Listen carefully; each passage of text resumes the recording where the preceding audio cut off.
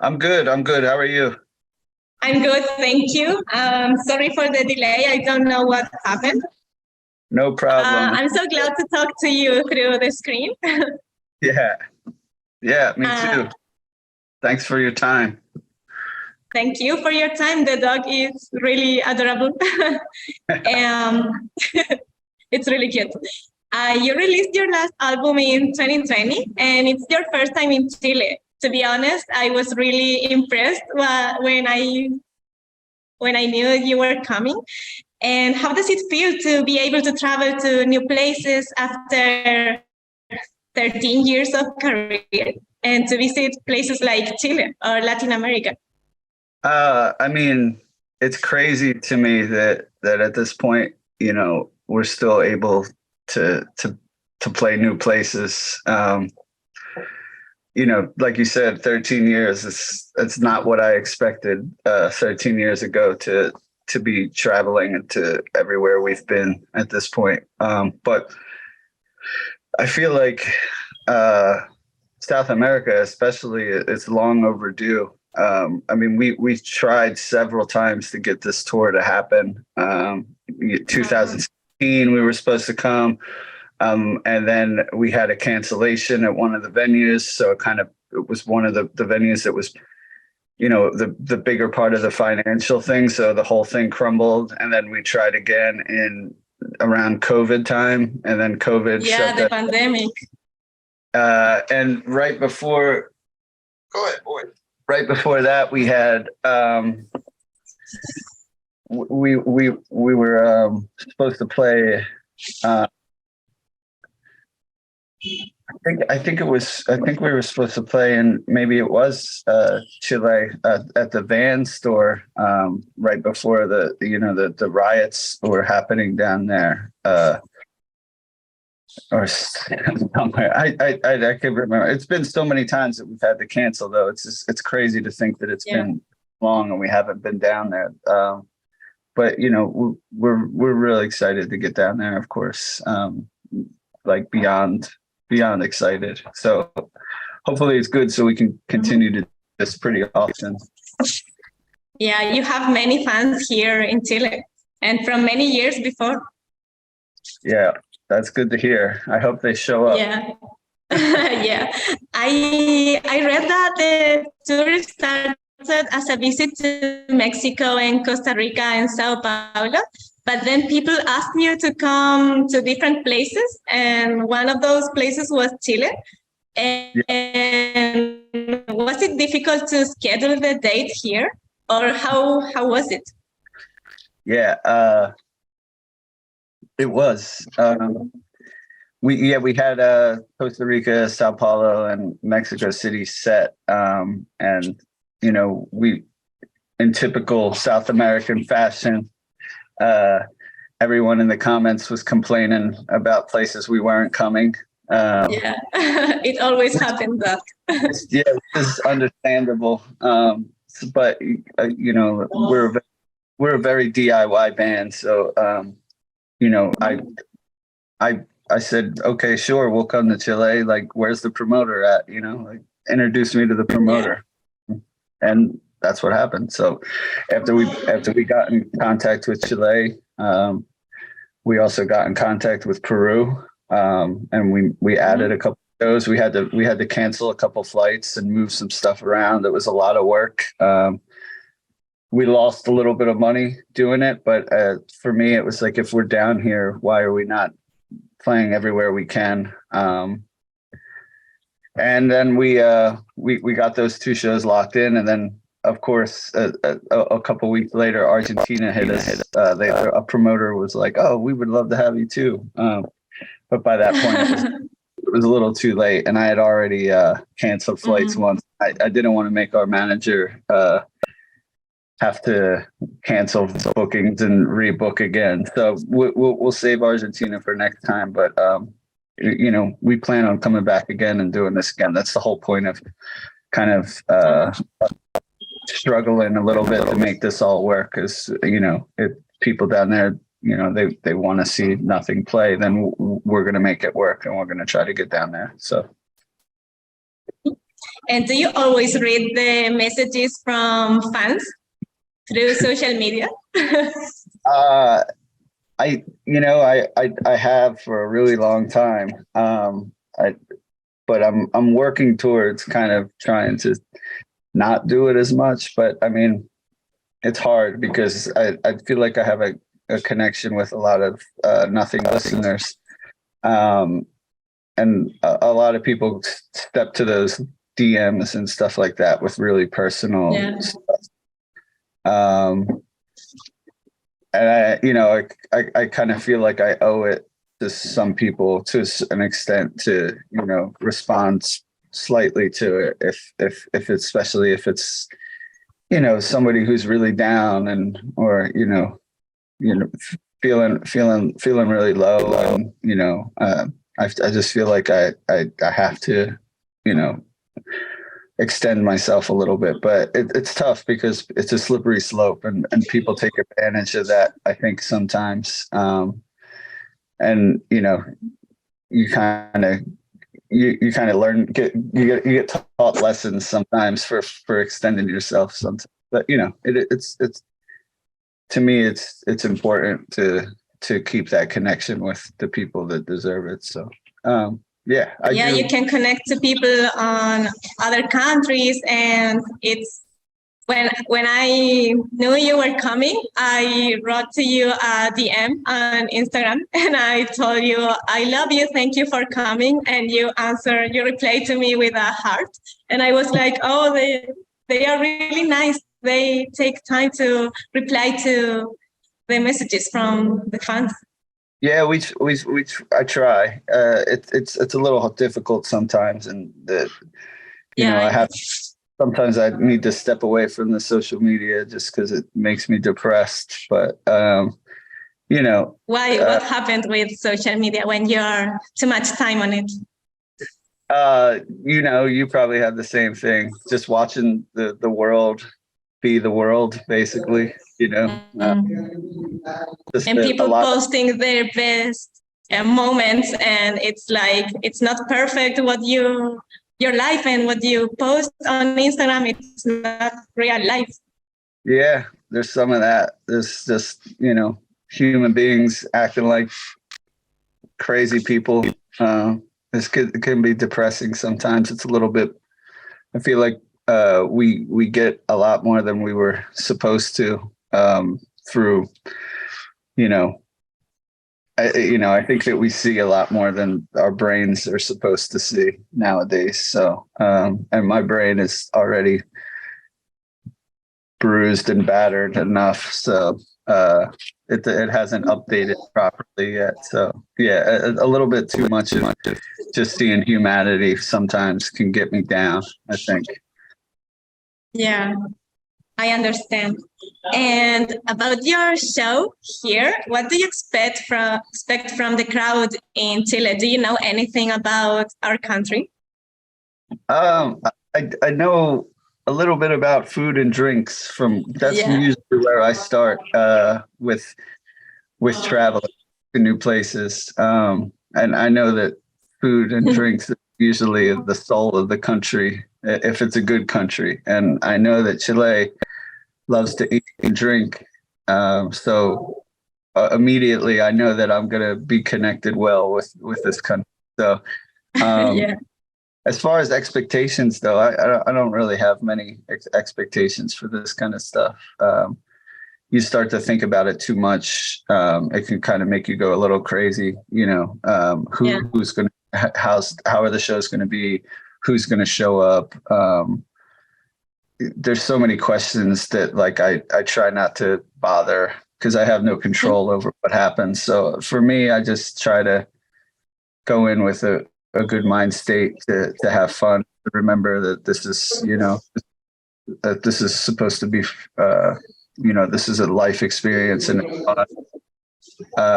that's kind of how I step into these things, because I've had, we've had some good ones and we've had some bad ones through the course of this 13 years, and we always walk blindfolded into these situations,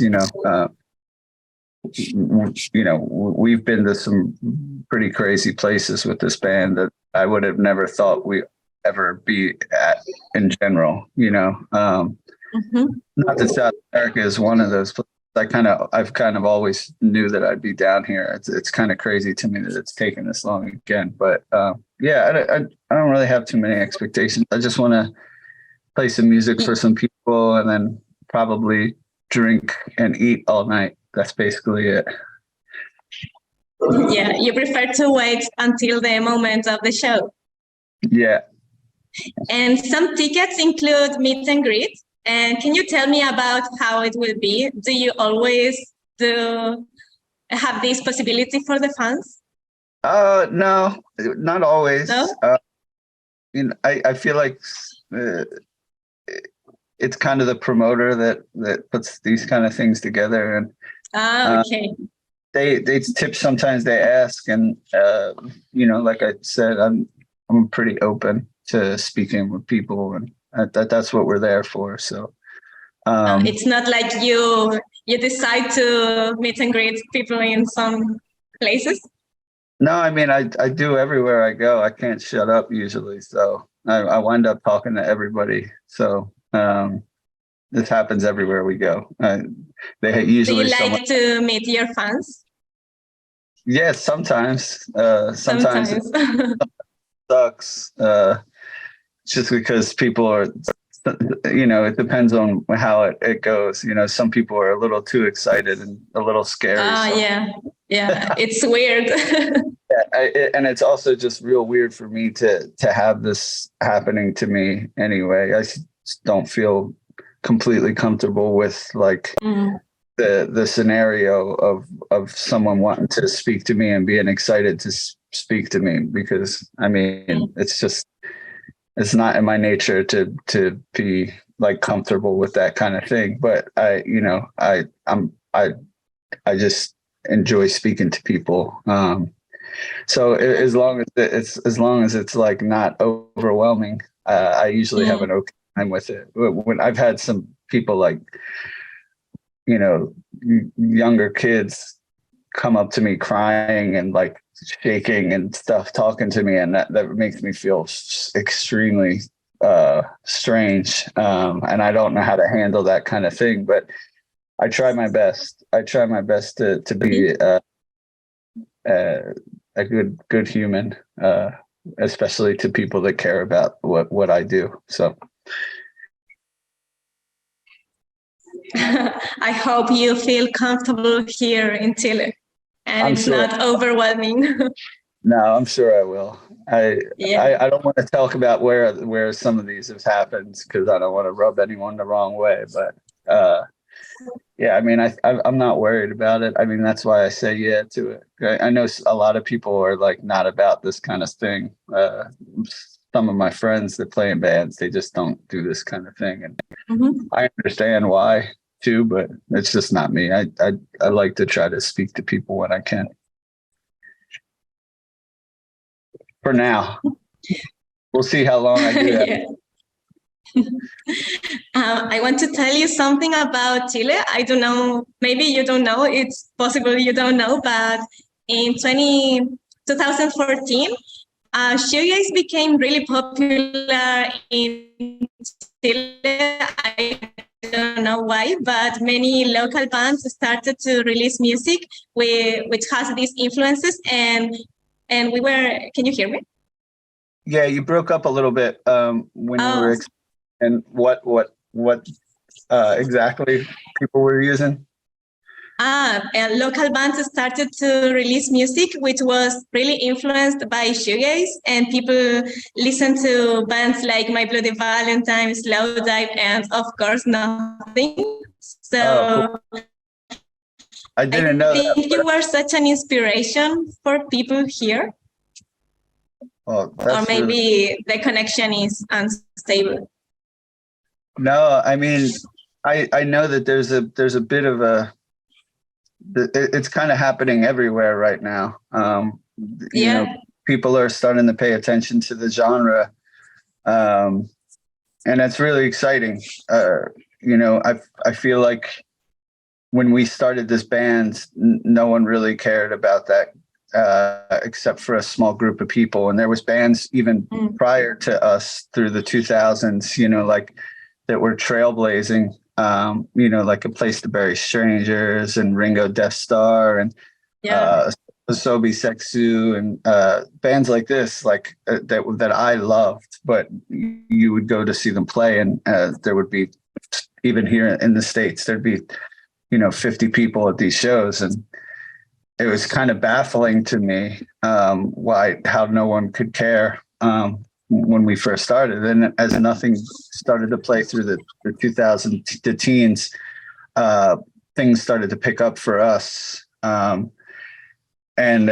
it was a little bit weird because it's like, okay, like these bands that were before us are better than nothing, in my opinion.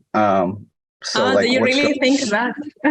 And I idolized a lot of these bands, you know, their sound was like, this is how I figured out a lot of things, is like, you know, watching these bands play, like Place to Bury Strangers and Ringo. Like I studied those bands for a long time to try to like learn what they were doing, because I was out of my element, you know? And then when nothing started playing and we started getting bigger in the States,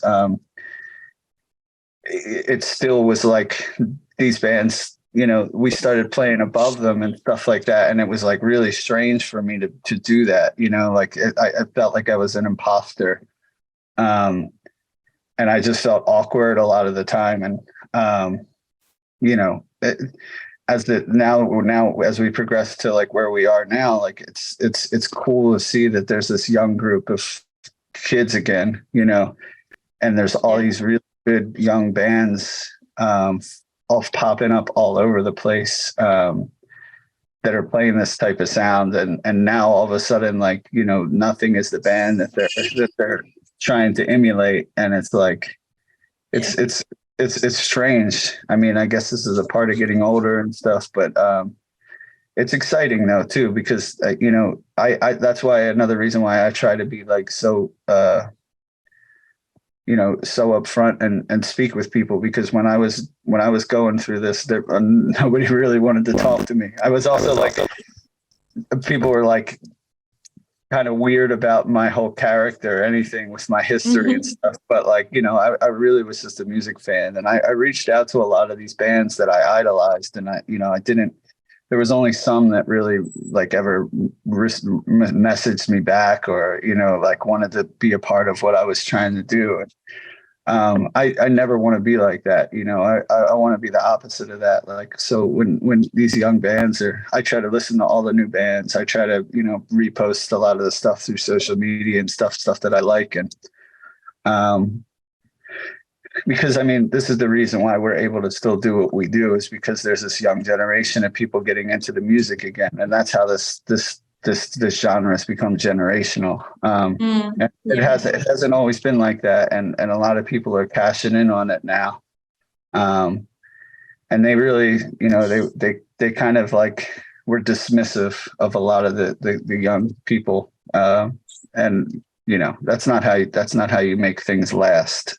So I have some plans in the future too, of trying to put together like some festival stuff out over here in the States with like you know, a lot of the old and the young shoegaze bands and ambient dream pop bands. I'm trying to put together like a nice festival that like kind of puts everybody under the same roof.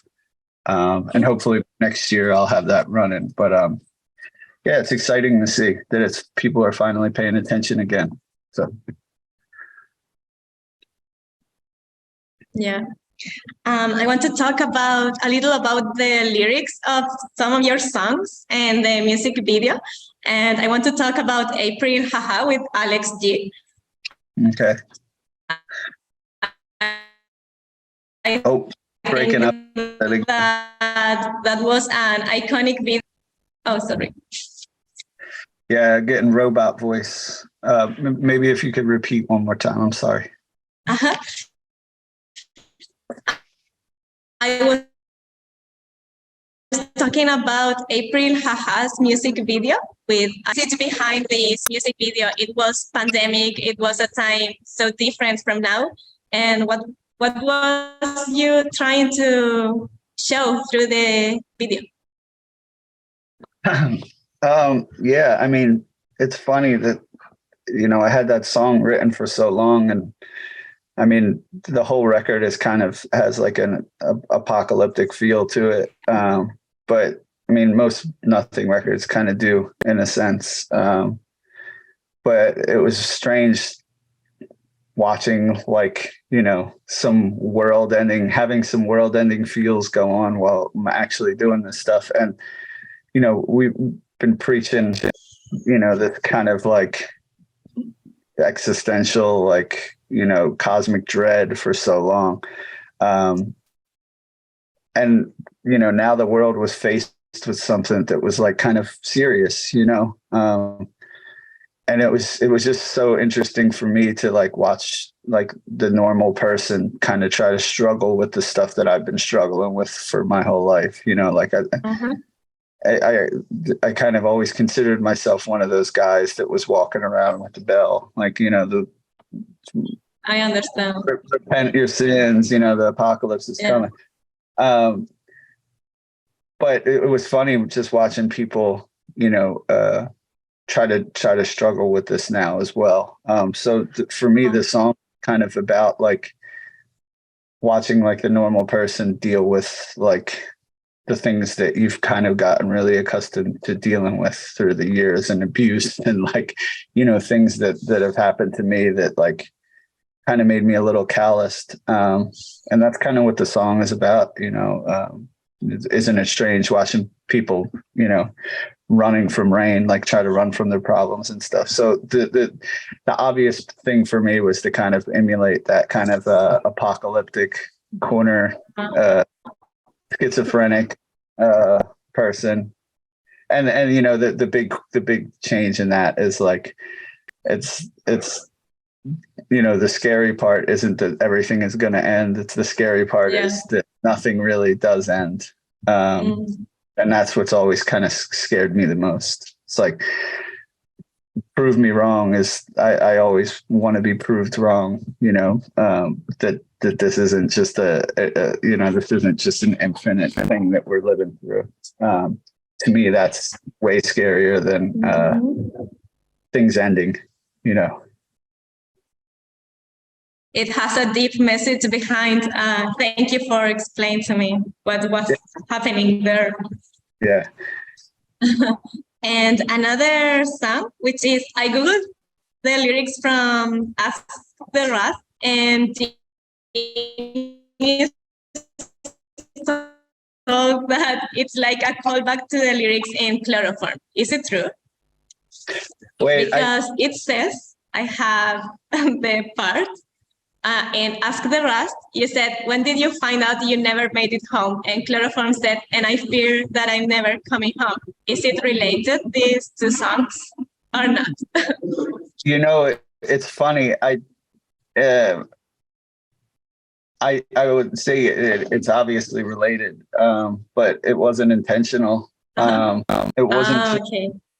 It wasn't until this tour, because and I'm kind of giving a spoiler alert that we will be playing Chloroform on this tour, that I was rehearsing Chloroform, and you know, I don't really listen to these songs unless like we're getting ready to play. Okay.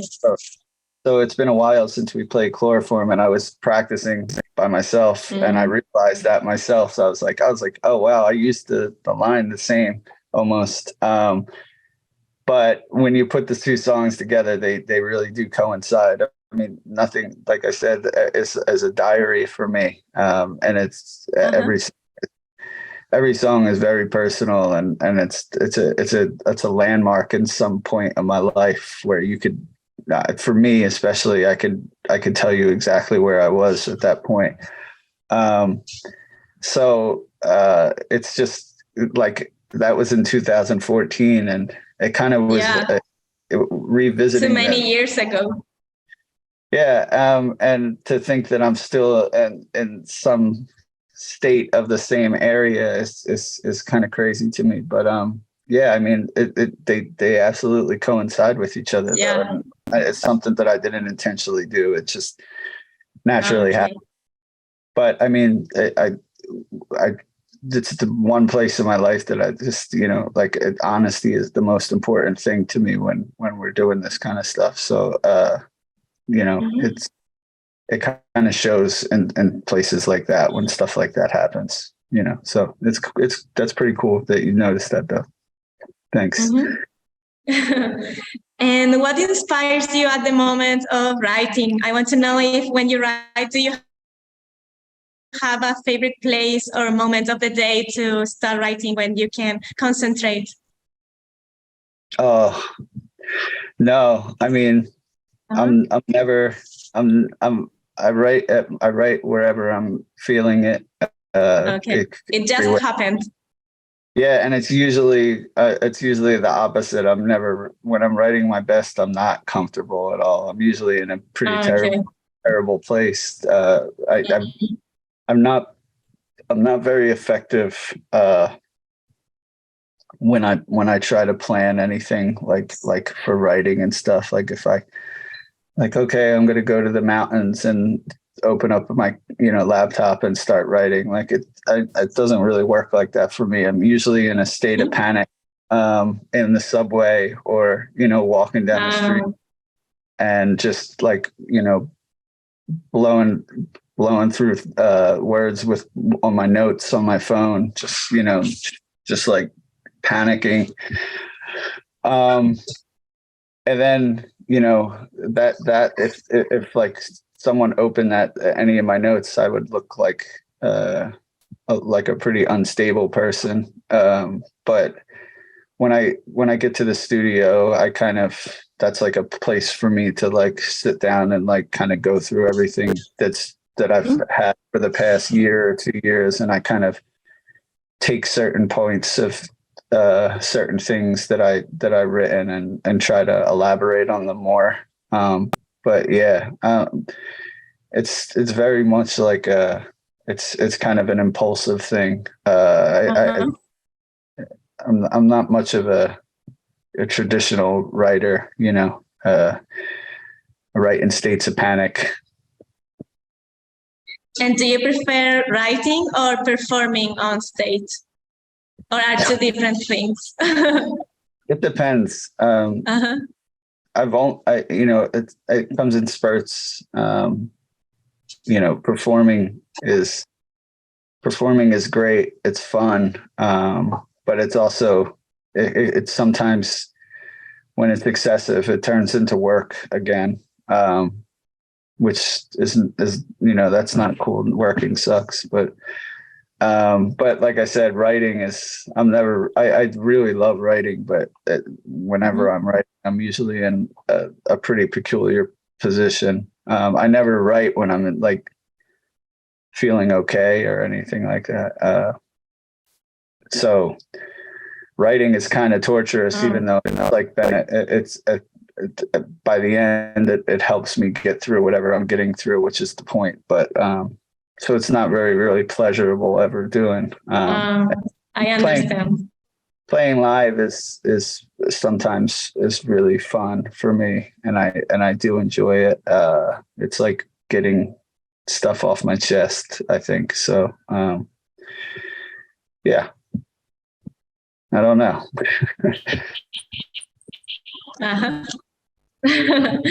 Well, Domenic, thank you so much for your time and to tell me many things through the interview. And have a nice day, and we see you next week. All right. Yep. Can't wait. Thank you for your time. Have a good one. All right. Bye. Thank Bye-bye. you.